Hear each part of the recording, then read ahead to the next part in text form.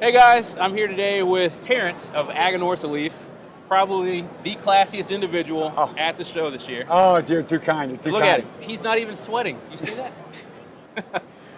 What's new for us this year at the show?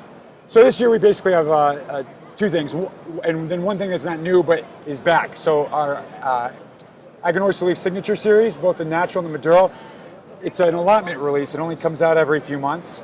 But this last time it took us a while. It uses Medio Tiempo tobacco.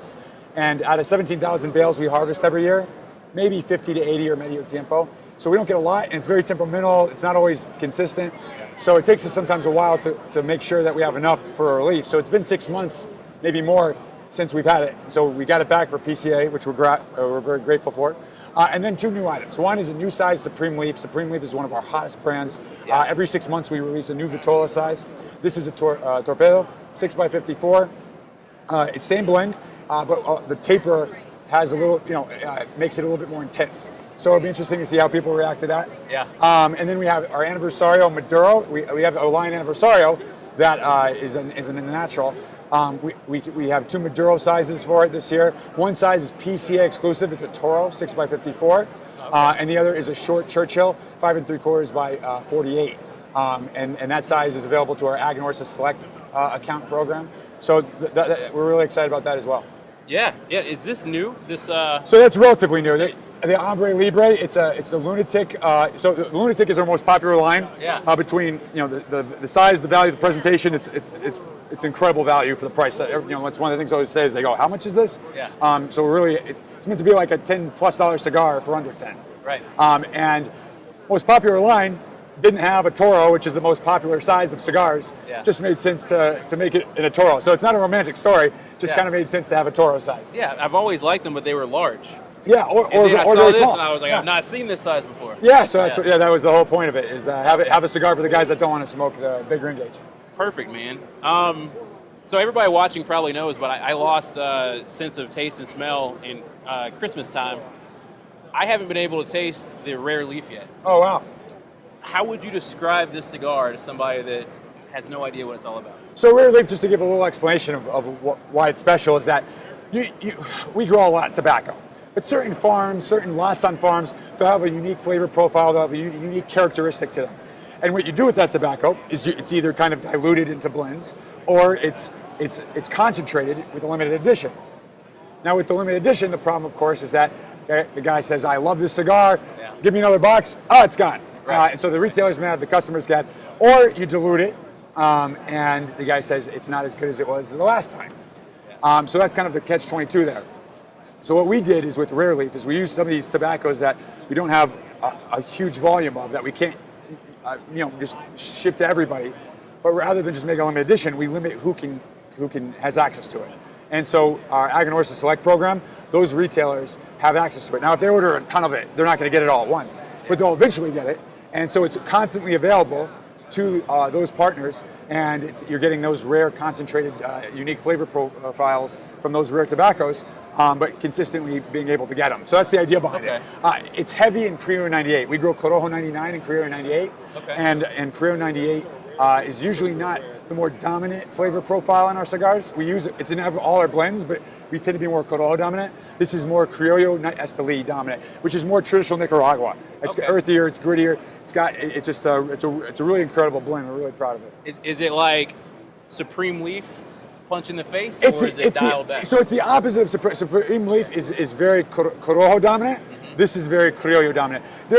It's like rugby and football, they're different sports, but they're both kind of physical sports, right? So the Rare Leaf is got a lot of body to it. It's got a lot of grit and earth. You get some salt on the roof of your palate, but it's a different type of strength than the Rare Leaf, other than the Supreme Leaf. Okay. Awesome. And the Signature Selection, the gold label, still my favorite cigar. Oh, thank you. I love this thing. What's the secret sauce? So we use Medio Tiempo in it, which is really, like I said, we don't have a lot of it. It's the top 2 or 3 leaves on some plants. Not every plant even produces it, above the Ojero. It's a thick leaf. It's like alligator skin, very thick, and it's about the size of your hand. And that tobacco is very temperamental, has a unique characteristic though, and so if you can get enough of it, you can really make an interesting blend. And for us, case in point. Yeah. So it only comes out a couple times a year because we have to make sure we have enough of the Medio Tempo, and also sometimes we have to be selected from different farms and things because it won't always be consistent from that same farm.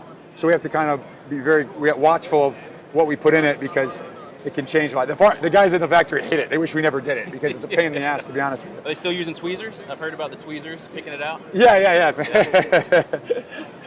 No, and there's also the Maduro version of it, which also has Medio Tempo, but it uses a shade-grown Corojo Maduro wrapper.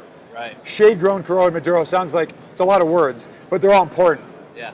Because it's grown over cheesecloth, and usually you associate that with like a Connecticut shade or something, a lighter wrapper. But we take higher primings, and we ferment it for longer, and it gets that nice, rich Maduro hue. So it's shade-grown, it's a Corojo leaf, and it's Maduro, and it's a proprietary wrapper for us. So it's really something we're proud of. Yeah, it's awesome, man. I really like your Maduro work. I think my first one was the HVC, Rosa 520. Oh, great cigar, yeah. Speaking of them, tell us about your private labels for you guys.